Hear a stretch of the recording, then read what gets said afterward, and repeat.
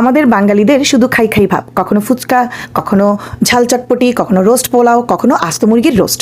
খুবই ইচ্ছা করলো আস্ত মুরগির রোস্ট খাবো, তাই জামাইকে বললাম যাও তো একটু দুটো মুরগি নিয়ে আসো। জামাই বাজারে গেল, গিয়ে দেখলো তার আগেই আরেকজন ক্রেতা দাঁড়িয়ে আছে। মনে হয় সে ক্রেতা ঢাকার ভাই। তো সে দেখলো বিক্রেতাকে বলছে, এই তোমার মুরগি কিনুম না? হে তো শুকাছে, দেখো না কেমনি জিমাইতেছে, ডাক্তারের কাছে লয়ে যাও না কেলা। বিক্রেতার সঙ্গে সঙ্গে মুরগির গালে দিল থাপ্পড়। থাপ্পড় দিয়ে বলল, কালকেই তোরে কইছিলাম সারা রাত জায়গা কাওয়ালে শুনিস না। আর কি ইতিহাস রটে গেল। জামাই তো দুঃখিত হয়ে ঝিমানো মুরগি তো সেও নিবে না, সে চলে আসলো বাসায়। আমাকে বলল, আরে তোমার এত মুরগির রোস্ট বানাতে হবে না, চলো আমরা দুইজনে গিয়ে রেস্টুরেন্ট থেকেই খেয়ে আসি। আমি তো খুশি হয়ে গেলাম, যাক এত কষ্ট করতে হবে না, রেস্টুরেন্টে গিয়ে মজা করে খেয়ে আসবো। চলে গেলাম একটি চাইনিজ রেস্টুরেন্টে। মেনুতে মজার মজার খাবারের নাম দেখলাম, অর্ডারও দিলাম চিকেন সারপ্রাইজ। কিছুক্ষণ পর ওয়েটার বিশাল একটা ঢাকনাওয়ালা থালা নিয়ে হাজির।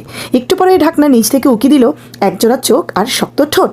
লাফ দিয়ে উঠলাম, ম্যানেজারকে ডাকলাম।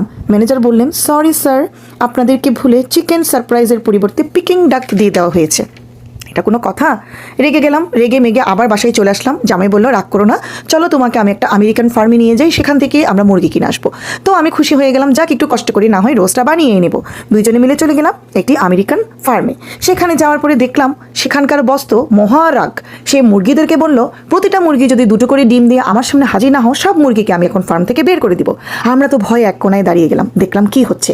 দেখলাম একটা মুরগি দুটো করে ডিম নিয়ে বসের সামনে এসে হাজির, কিন্তু দুটো মুরগির হাতে কোনো ডিম নেই। তখন বস বলল, কি সমস্যা, এত বড় সাহস, ডিম ছাড়া আমার সামনে হাজির হয়েছ?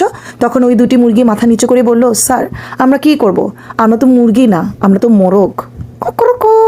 আর কি, মোরগ নিয়ে চলে আসলাম বাসায়। এবার আমরা নিজেই আমি মুরগির রোস্ট করবো বলে ঠিক করে ফেলেছি, সরি মোরগের রোস্ট। দেখেন কি অবস্থা, এদিকে আমি মশলা বসিয়ে দিয়েছি, আর এদিকে বেচারা মোরগ তো মরেও শান্তি নাই। তাকে মরার পরেও এভাবে বসে বসে শুয়ে শুয়ে ভাজি করা হচ্ছে, উল্টে পাল্টে উপরে নিচে তেল দেওয়া হয়েছে। ভাজি শেষ, কষানোও হয়ে গেছে, ডেকোরেশনও হয়ে যাবে, তারপরে চলে যাবে আস্ত আস্ত মুরগি আমাদের পেটের মধ্যে। হায় আল্লাহ, এত বড় খাদক আমরা কিভাবে হলাম আল্লাহই জানে।